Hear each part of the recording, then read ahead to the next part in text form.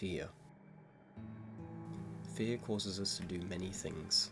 It can make us act out in violence, freeze on the spot, or focus up harder than we ever have before. In this video, using video games, we're going to explore some of these examples and why the body reacts this way, even if it just leads to us having a swift demise. I often watch YouTubers get a lot of hate for the way they played, saying they missed certain items or reacted a certain way that viewer wouldn't have, but you have no idea what's going through their heads in that moment of panic. But why do we react this way when it's clearly hurting our chances of survival? In many horror games, the time given to escape or react is quite generous, yet that fear response makes us choose the worst possible option, leading to a quick end. And it's not just horror games.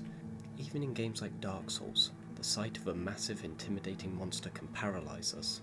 Players often find themselves too stunned by what they're seeing to even think about fighting back, and purely focus on dodging. You know what? I'm good. Some do this to learn about the enemy's movesets, but others because that's simply all their brain will allow them to do. This is especially apparent on a first encounter. To explain the change the body goes through during fear, and why it would cause us to make such illogical decisions, we are going to look back at what our ancestors did when encountering our predators. Fight or flight.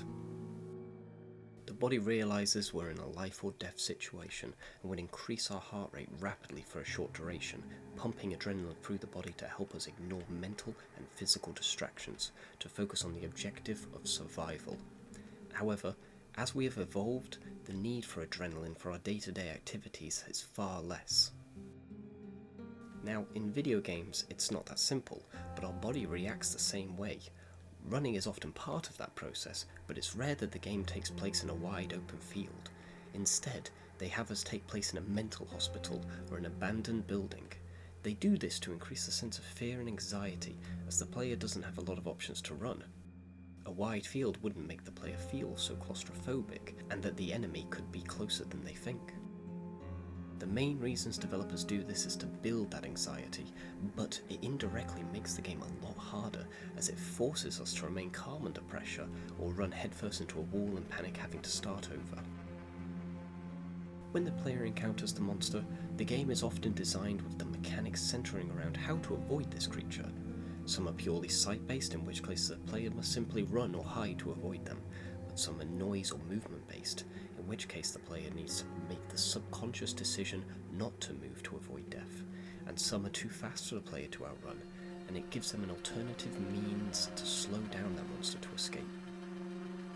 It's these alternative monsters that often have simple counters, but due to the adrenaline running through the player at the time, they simply forget these obvious counters.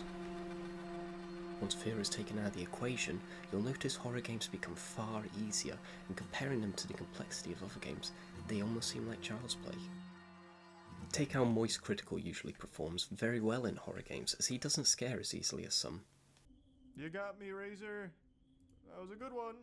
Haha, I can't believe I scared you. Oh, dagnabbit, you old prankster. I'm going to do a breakdown of one of my favourite horror game clips from Tio. Now, just to be clear, I will be being critical of his decision making, but it's less of a critique of him as a gamer, and more on the psychological response the brain goes through when dealing with these events. When he first sees the nun monster, you'll notice no reaction.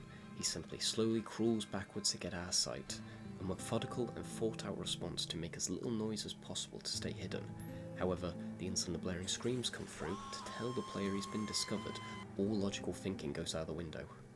He immediately runs to hide under a bed, pulling out his lighter in a panic and takes his hands off the keyboard.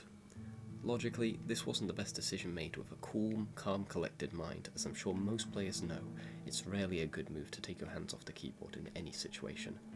Sure enough, the nun finds him, and what follows is a series of frantic decisions. Crouching, running into a lamp, hiding under another bed with the lighter still out, is the perfect example of how fear can hijack our decision-making processes.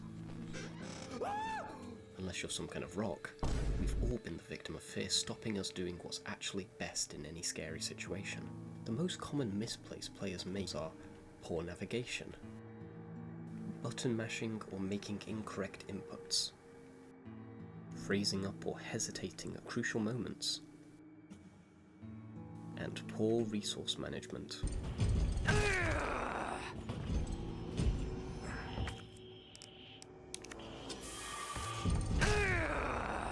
An adrenaline rush can have its pros, however.